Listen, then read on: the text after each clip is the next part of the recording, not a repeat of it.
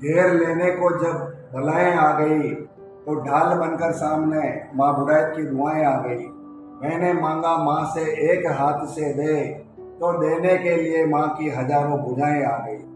मारवाड़ की पावन धरा पर कहीं मंदिर आश्रम मठ है, उन्हीं में से सोजत से जोधपुर के बीच में लुंडावास गांव के पास में बुढ़ाइत माता का मंदिर है, जहाँ देवी ने बुढ़िया के रूप में दर्शन दिए थे। इसलिए इस मंदिर का नाम बुढ़ाइत माता मंदिर पड़ा।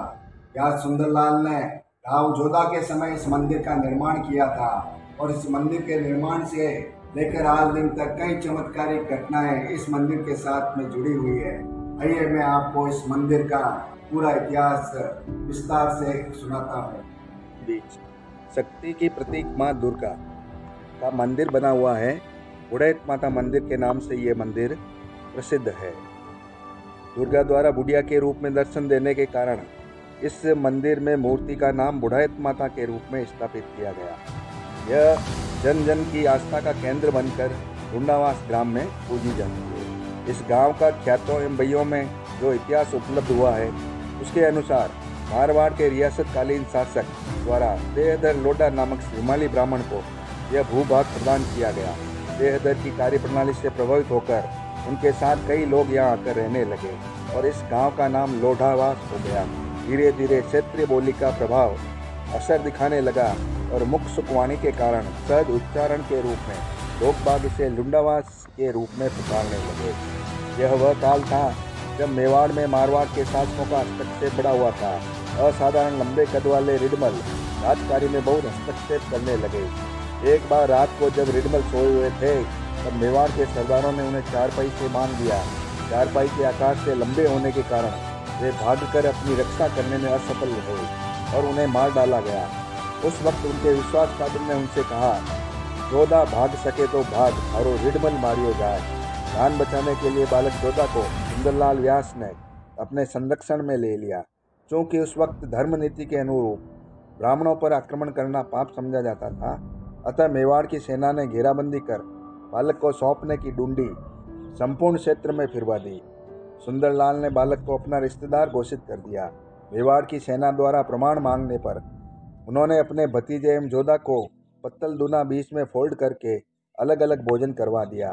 सेना ने समझा यह बालक तो ब्राह्मण ही है और उनकी जान बच गई, परंतु व्यास सुंदरलाल की पत्नी श्रीमती आशा इससे अपने पति पर कुपित हो गई और उन्हें कटु वचन सुनाए।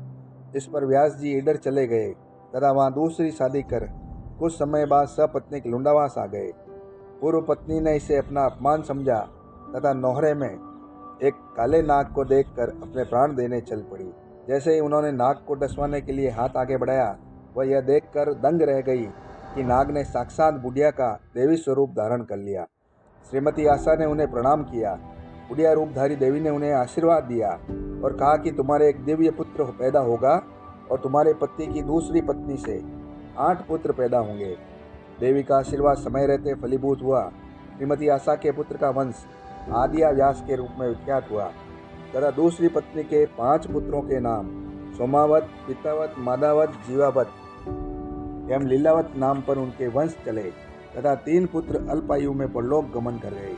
मारवाड़ सत्ता के संघर्ष का सदैव पर्याय रहा। मूता नैन सिंह की ख्यात एवं भाटों की बही के अनुसार मारवाड़ के चापावत एवं मृत्यों के बीच राम सिंह व बख्तावर सिंह के उत्तराधिकार को लेकर प्रचंड युद्ध हुआ। तब रामासु राजी नहीं उत्तर दिनो देश, जोदाना झाला करे आव धनी बखेश। कहावत के अनुरूप संघर्ष की परिणति हुई। उनके साक्ष्य के स्वरूप लुंडावास ग्राम के तालाब के किनारे 10 जुंजारों की पुतलियां एवं शिलालेख आज भी उपलब्ध है। इस प्रकार देवी द्वारा बुढ़िया के रूप में दर्शन देने के कारण वृंदावनत व्यास सुंदरलाल द्वारा गांव के बाहर माताजी का एक छोटा मंदिर बनाया गया। यह मंदिर अब वर्तमान में वृहद रूप ले चुका है।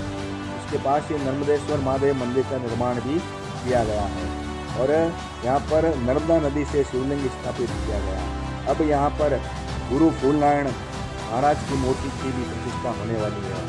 आषाढ़ सुदी चतुर्दशी को यहाँ पर पाठोत्सव होगा, जिसमें देश विदेश के श्रीमाली ब्राह्मण यहाँ शिरकत करने आएंगे।